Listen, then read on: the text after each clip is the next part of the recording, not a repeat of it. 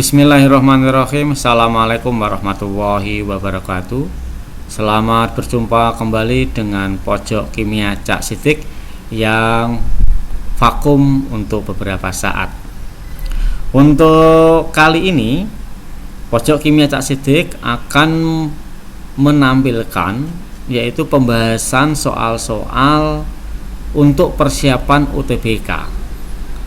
Soal-soal tersebut kami ambil dari soal-soal SNMPTN, SBMPTN yang telah berlangsung pada tahun-tahun sebelumnya. Untuk kali ini kita akan membahas tentang soal-soal tentang asam dan basa.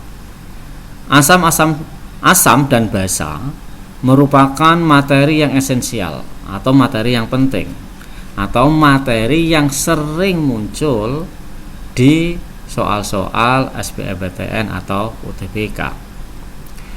Untuk materi asam dan basa ini, materi yang sering muncul adalah tentang penyangga dan hidrolisis. Oke, kita langsung saja masuk ke soal yang pertama. Soal yang pertama kita ambil dari SNMPTN tahun 2014. Suatu larutan buffer dibuat dengan cara menyampurkan 0,6 mol asam asetat dan 0,2 mol NaOH dalam 500 ml larutan. Diketahui Ka-nya adalah segitu. Pertanyaannya adalah pH larutan tersebut. Untuk mengerjakan soal-soal tentang asam dan basa, terutama apabila ada asam dan basa yang dicampurkan, maka langkah pertama yang kita harus lakukan adalah menulis reaksinya. Karena reaksi ini penting untuk kita bisa menentukan apakah itu nanti larutannya itu bersifat penyangga atau buffer, ataukah bersifat hidrolisis, ataukah mungkin hanya asam atau basa itu sendiri. Jadi sekali lagi adalah yang pertama adalah menulis reaksi campuran dari asam dan basa yang setara. Kemudian karena asam dan basanya masing-masing diketahui, kita buat formula mula-mula reaksi dan sisa. Seperti yang diketahui di dalam soal, mula-mula CH3COOH nya adalah 0,6 mol dan NaOH nya adalah 0,2 mol. Tentunya CH3COONa dan H2 nya belum ada. Nah, dari sini kita bisa tentukan bahwa dari 0,6 mol CH3COOH itu yang bereaksi adalah 0,2. Dari mana ini? Tentunya dari koefisien. Jadi penulisan reaksi sekali lagi itu sangat penting gitu ya, karena reaksi itu merupakan resep dari suatu reaksi kimia. Koefisiennya itu merupakan resep. Jadi yang bereaksi adalah 0,2, NaOH nya bereaksi 0,2, atau NaOH itu disebut dengan reaksi pembatas. Kemudian CH3CONa nya yang dihasilkan adalah 0,2 sesuai dengan perbandingan koefisien. H2O nya adalah 0,2. Kemudian yang sisa CH3COOH nya adalah sisa 0,4, NaOH nya habis, CH3COONa yang dihasilkan 0,2. Ruas kiri dikurangi, ruas kanan ditambah. H2O nya 0,2. Untuk menyelesaikan soal-soal tentang asam dan basa yang membentuk garam, maka alangkah bagusnya garam yang dihasilkan itu kita ionisasikan. Dalam hal ini adalah CH3COONa terionisasi menjadi CH3COO- dan Na+. Karena perbandingannya 1:1 atau valensinya 1, maka mol dari CH3COO- itu sama dengan mol dari CH3COONa, yaitu 0,2 mol. Di dalam soal sudah jelas tertulis buffer atau penyangga. Maka ini adalah penyangga bersifat asam karena sisanya asam. Kita cari rumus H plusnya, konsentrasi H plusnya adalah Ka kali mol asam per mol garam. Dalam hal ini adalah mol dari CH3COO min. Karena sudah diketahui semuanya, ya, kita tinggal memasukkan angka-angkanya saja. Diketahui konsentrasi H plusnya 10 pangkat min 4. Kemudian rumus pH itu adalah min log konsentrasi H plus, yaitu min log 10 pangkat min 4. Jawabannya adalah 4. C jawabannya. Kita coba soal berikutnya. Dietilamina C2H5 2 kali NH merupakan basa lemah dengan Kb segitu. Suatu larutan dibuat dengan mencampurkan 90 ml larutan dietilamina 0,01 molar dan 10 ml larutan HCl 0,09 molar. Larutan yang dihasilkan memiliki pH ... Ini kita ambilkan SBMPTN tahun 2018. Langkah yang pertama, sekali lagi kita harus menulis reaksinya. Basa lemah tambah asam menjadi garam, menjadi garam. Kemudian sekali lagi kita buat formasi mula-mula reaksi sisa. Mula-mula dari dietilamina adalah 0,9 milimol. Dari mana ini? Yaitu dari M kali V, yaitu 90 ml kali 0,01 molar. HCl-nya juga 0,9 milimol. Dari mana? Dari 10 ml kali 0,09 molar. Nah, tentunya dietilamin kloridanya belum dihasilkan.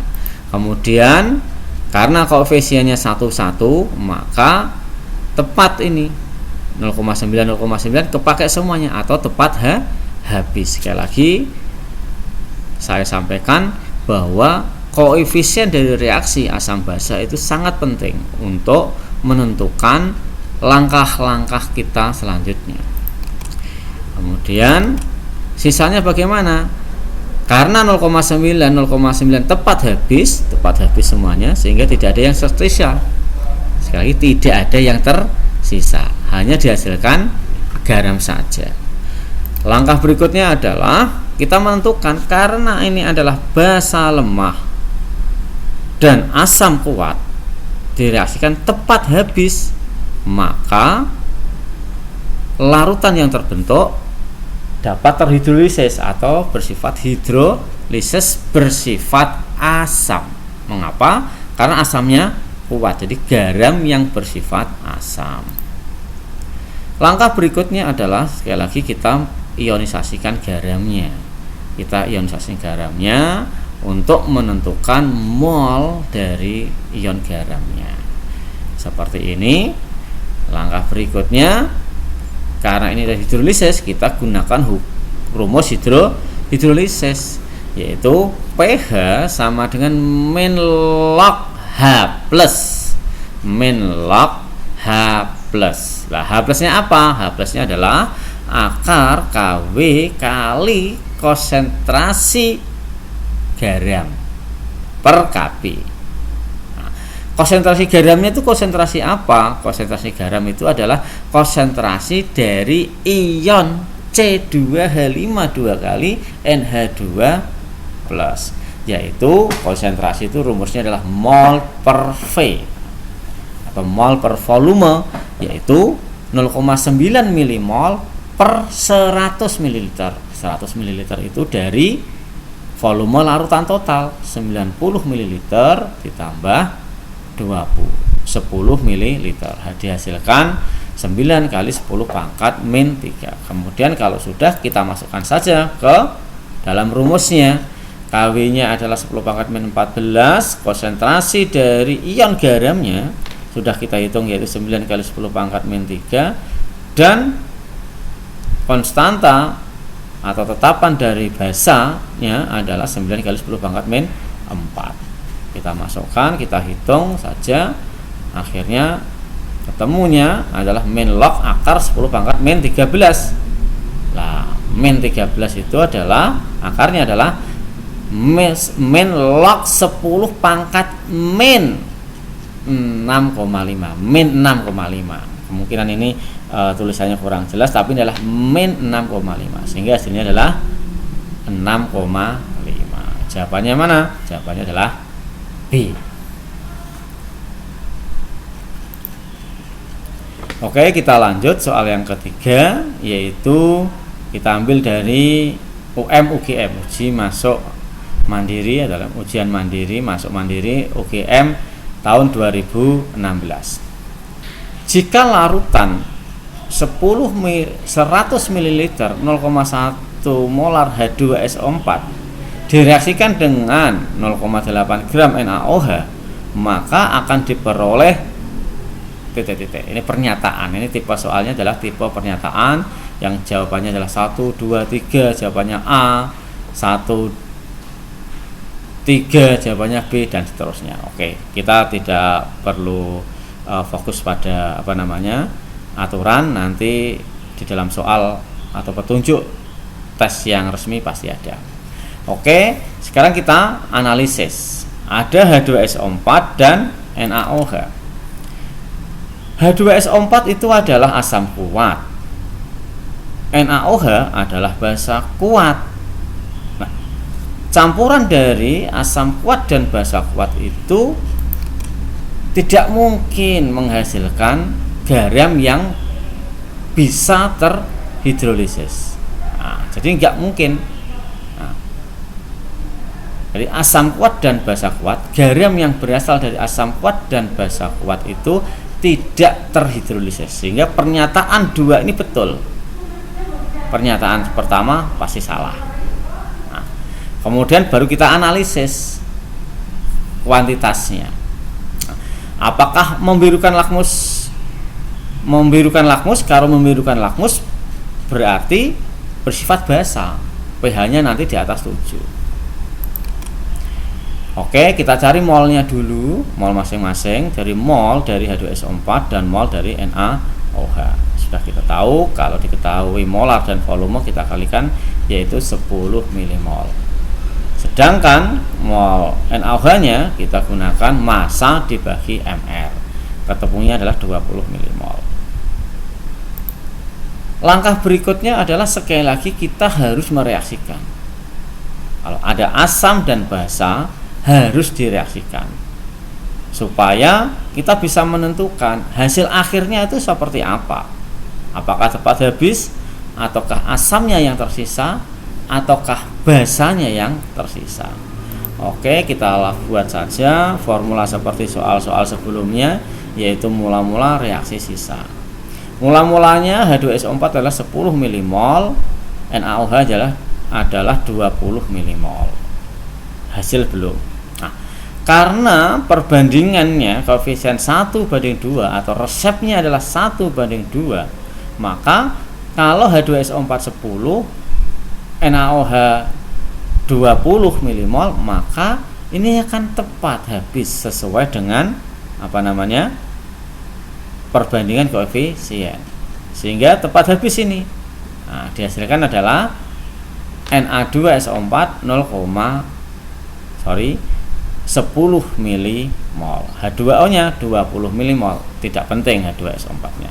H2O nya nggak penting. Kemudian dari hasil ini, dari sisa itu kita bisa menentukan bahwa asam kuat dengan basa kuat ternyata tepat habis sesuai dengan takarannya. Maka garam yang terbentuk akan bersifat netral atau pH-nya 7 dan tidak terhidrolisis. Jadi pernyataan yang benar adalah pernyataan 2 dan 4. Jawabannya kalau 2 dan 4 itu adalah C. Nah, untuk soal-soal berikutnya perlu diperhatikan adalah petunjuk soalnya. Berikutnya, kalau tadi dari UGM, kita coba soal dari UI. Ke dalam 300 ml larutan asam benzoat 0,2 molar ditambahkan KOH sebanyak 2,8 gram.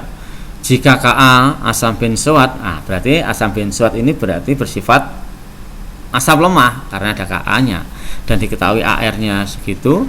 pH larutan setelah pencampuran adalah kita cari molnya masing-masing dulu. Mol dari asam benzoat dan mol dari KOH kita gunakan rumus-rumus yang sudah kita pelajari pada soal-soal sebelumnya, ditemukan 60 mmol dan 50 mmol. Berikutnya adalah sekali lagi kita harus mereaksikan untuk menentukan hasil akhirnya nanti itu bersifat apa gitu. Hasil akhirnya itu nanti bersifat apa. Ternyata hasil akhirnya adalah masih tersisa asam lemah. Nah, dan garamnya ya, sekali lagi setelah kita tahu garamnya selalu kita ionisasikan untuk mencari mol dari ion garamnya.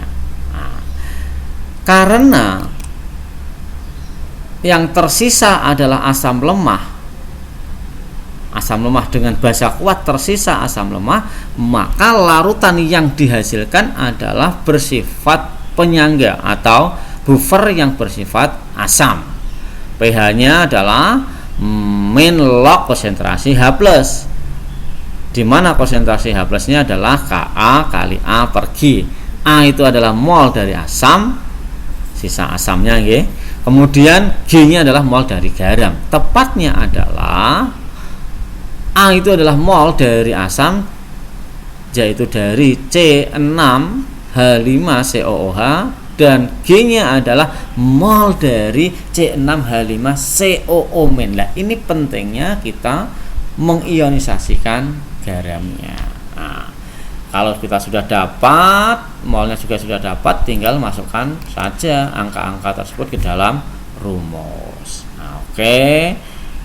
6 kali 10 pangkat min 5 dikali 10 per 50 gitu kan. Hasilnya adalah pH sama dengan min log, mestinya ini dalam kurung ya, dalam kurung 6 per 5 kali 10 pangkat min 5 sama dengan 5 min log 6 per 5. Jawabannya adalah B.